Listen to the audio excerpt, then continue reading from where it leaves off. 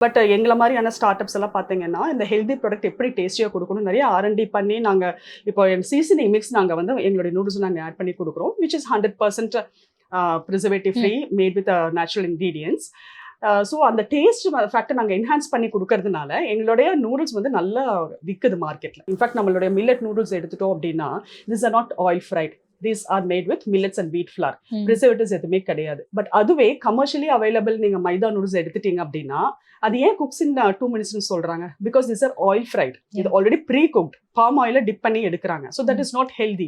இந்த அவேர்னஸ் வந்து நம்மளுக்கு மக்களுக்கு லைக் யூடியூப் மூலமாவோ, சின்ன சின்ன வீடியோஸ் மூலமாவோ நம்ம வந்து சொல்லும்போது, கட்டாயமா வந்து அவங்க ஹெல்தி ப்ராடக்ட்ஸ்க்கு ஷிஃப்ட் பண்ணிக்கிறாங்க.